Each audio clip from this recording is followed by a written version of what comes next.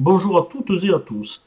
J'ai le plaisir aujourd'hui de vous retrouver pour une nouvelle vidéo dédiée et très spécifique aux trois calculs du chemin de vie. Alors, merci de liker, de commenter et de vous abonner. Alors, il existe en effet trois méthodes de calcul du chemin de vie. Sachant que quelle que soit la méthode que vous allez utiliser, vous obtiendrez toujours le même nombre final, ce qui est logique. Dans le cas contraire, cela voudra dire que vous vous êtes trompé dans le calcul. Alors, y a-t-il une méthode meilleure qu'une autre? Oui, effectivement, il y a une méthode, comme vous pouvez le voir, prioritaire, méthode complémentaire et une méthode facultative. Je vais vous expliquer tout ça. Alors j'ai pris comme exemple la date du 15-10-1971. C'est une date prise au hasard, sachant que de nombreuses personnes sont certainement nées le 15-10-71. Alors, en numérologie, on utilise principalement l'addition et dans certains cas de figure, parfois la soustraction. La soustraction étant négative et l'addition positive. Et donc, étant dans une approche évolutive. La méthode principale, c'est la méthode verticale, sans réduire auparavant les nombres. Alors ça veut dire quoi? Ça veut dire que si vous avez, dans cet exemple, donc 15-10-1971, vous prendrez donc le 15 plus 10 plus 1971. Sachant que le jour de naissance étant lié à la personnalité, le mois de naissance étant lié à une énergie intermédiaire entre le jour de naissance et l'année de naissance, qui est universelle, hein, forcément. 1971 est une année universelle, donc ce sont des énergies extérieures.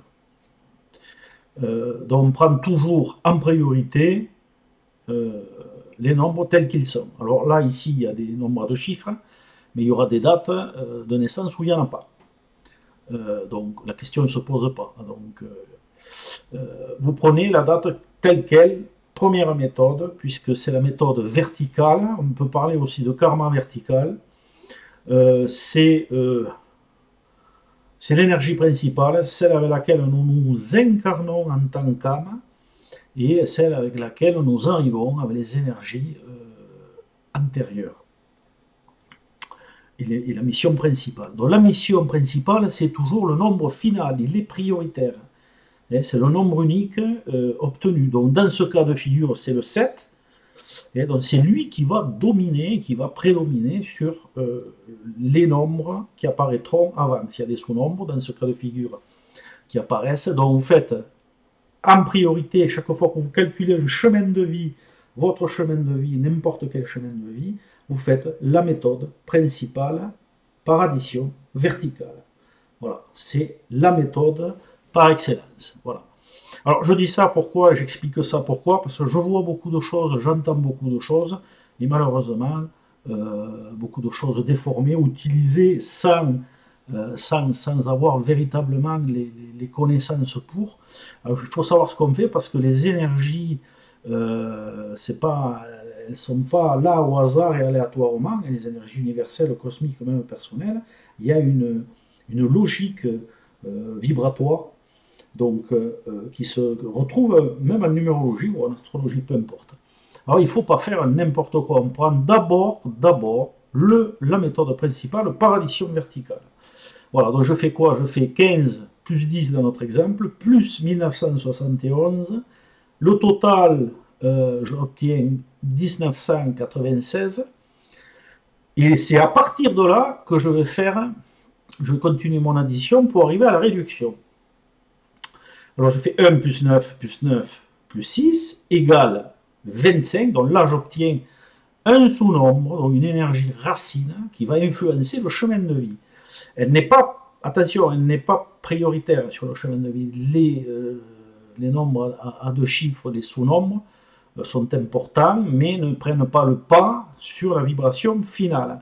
Je réduis encore une fois donc le 25, 2 plus 5, égale 7. J'ai donc un chemin de vie 7, et toutes les personnes qui sont nées le 15-10-1971 ont un chemin de vie 7. Point. Voilà. À partir de là, on nuance le chemin de vie par l'énergie racine, puisqu'elle apparaît. Des fois, il n'y en a pas. Mais dans ce cas, il y en a une. C'est le 25. Donc, ça veut dire quoi? Que c'est dans le 25, on interprétera donc le nombre 25, mais aussi la leçon du 2 et du 5. Et là, on parle de leçon. La leçon principale étant le 7, chemin de vie, influencé par la leçon 2 et 5. Voilà. Donc ça, c'est la méthode principale. Ensuite, passons à la méthode complémentaire par addition horizontale, qu'on peut appeler aussi un peu comme une sorte de but de vie complémentaire. Alors, ça veut dire quoi? Ça veut dire que le chemin, lui, c'est toujours le même, 7. Donc là, pas d'ambiguïté. Et on va faire une addition horizontale. Donc là, ça correspond symboliquement au karma horizontal et à un cheminement plus concret, plus terrestre. On fait donc on désolidarise. Là, on ne fait pas de réduction avant la réduction finale. On désolidarise chaque nombre et on les additionne entre eux. Donc ça fait 1 plus 5 plus 1 plus 1 plus 9 plus 7 plus 1 égale 25. Alors, égale 2 plus 5 égale 7. Alors on a le même résultat que la méthode principale. Alors c'est tombé comme ça, c'est-à-dire que ceux qui sont nés le 15-10-1971 ont, dans les deux méthodes principales, donc verticale et horizontale, ont le même résultat avec le même sous-nombre. Alors, ce n'est pas toujours le cas, on ne trouve pas toujours, suivant les dates de naissance, des sous-nombres. Souvent, ce sont des sous-nombres différents. Hein, et donc, si j'avais eu un sous-nombre différent dans la deuxième méthode, je l'aurais pris en compte en influence complémentaire.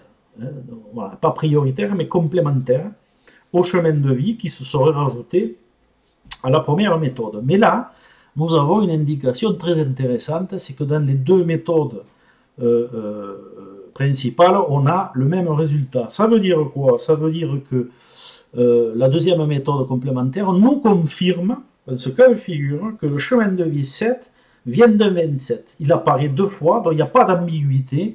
C'est bien un chemin de vie 7, là on est d'accord, mais qui sera influencé particulièrement par ce 25. Voilà, c'est une complémentarité ou une complémentarité vibratoire, une indication qui nous confirme que c'est bien un chemin de vie 7 de 25. Voilà. Bon, on n'avait pas de doute avec la première méthode, mais la deuxième méthode met l'accent sur cet état de fait en nous disant il faut vraiment prendre en compte le 7 de 25. Ensuite, pour finir, la méthode facultative, donc elle est facultative, hein, par addition, addition aussi toujours, mais par réduction complète. Ça veut dire quoi? Ça veut dire que ici, on est sur une troisième méthode vraiment complémentaire. Alors, on n'est vraiment pas obligé de la faire. Si vous la faites, il n'y a pas de problème, elle est juste aussi, mais elle ne doit pas prendre le pas sur les deux méthodes précédentes. Voilà, quoi qu'on vous en dise. Alors, comment ça fonctionne? Je prends, vous regardez à l'écran, ici, là, toujours ma date 15-10-71. Avant de faire la méthode d'addition et de réduction finale que j'ai utilisée avec les deux autres méthodes, eh bien, je vais réduire les nombres à deux chiffres avant. Voilà. Donc, bon, si vous n'avez pas de nombre à deux chiffres, vous ferez, voilà, vous ferez le même principe, mais sans réduction. Vous additionnerez directement. Vous vous retrouverez finalement à faire une addition du type de la première. Donc, le 15, je commence par le 15, je le réduis à 6, puisque 1 plus 5, ça fait 6. Le 10, eh bien, je le réduis à 1, puisque 10 réduit 1 plus 0, ça fait 1. La date 1971, si je la réduis, 9 plus 1 plus 7 plus 9, eh bien j'obtiens 18. Et là, je reporte une troisième ligne parce que j'ai un 18 ici, que je vais réduire. Donc je reporte mon 6, mon 1 déjà réduit, et je réduis mon 18. Je retrouve 9, j'additionne 6 plus 1 plus 9 égale 16. Alors là, j'ai un autre sous-nombre qui apparaît, égale 1 plus 6 égale 7. Donc toujours le chemin de vie 7, venant d'un 16 cette fois-ci. 16, soit dit en passant, est une dette karmique majeure. Voilà, donc cette méthode facultative va permettre peut-être de mettre en avant, effectivement, comme dans ce cas de figure, une dette karmique majeure, mais attention, je dis bien attention, quand vous faites le chemin de vie, quelle que soit la méthode, il faut regarder les nombres, le nombre final et les sous-nombres qui peuvent en ressortir et comparer ça avec le reste du thème.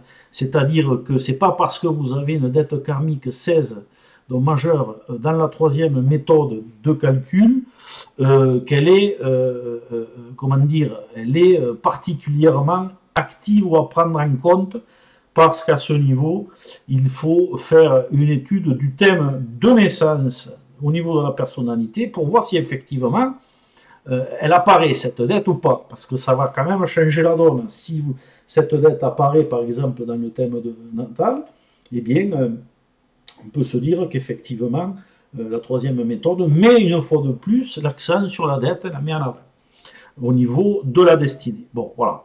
Tout ça, ce sont des subtilités. Mais évitez de faire la troisième méthode en méthode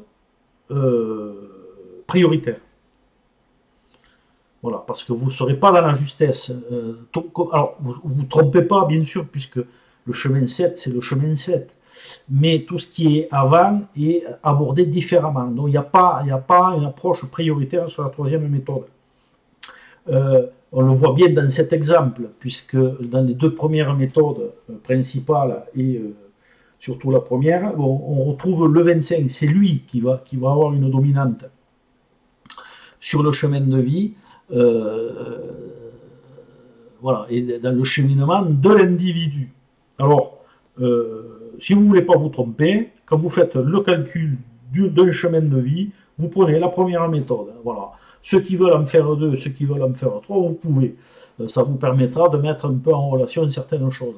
Alors, l'avantage de faire au moins les deux premières méthodes, c'est aussi l'avantage de se retrouver à faire ressortir un maître nombre,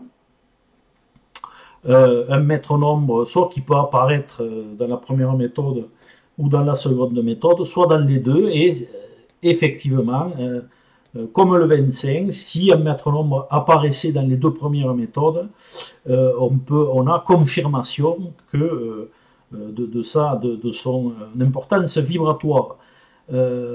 Si dans certains cas vous retrouvez dans les trois méthodes, ceux qui font les trois méthodes, le même sous-nombre, eh bien là on a une confirmation encore plus accentuée. Voilà, donc je pense avoir fait le tour du sujet, quoiqu'il reste encore vaste. Alors pourquoi aussi utiliser la première méthode? Eh bien effectivement, si vous avez un jour de naissance 15, c'est pas un jour de naissance 6. Alors bien sûr qu'en le réduisant, vous pouvez le réduire, obtenir le 6 et le nuancer, mais c'est le 15 qui prédomine, et donc le jour 15, avec les significations du 15 qui prédominent. Pour le mois 10, c'est pareil, même s'il a les caractéristiques du 1 et du mois 1, eh bien c'est le 10 avec les significations du 15 et du 10. Pour la date, l'année, 1971, dans notre exemple, pareil, les années de naissance ont des significations particulières. C'est pour ça qu'il faut aussi privilégier la première méthode en premier lieu. Voilà. Cette vidéo est maintenant terminée et je vous donne rendez-vous pour une prochaine vidéo de numérologie. Salut!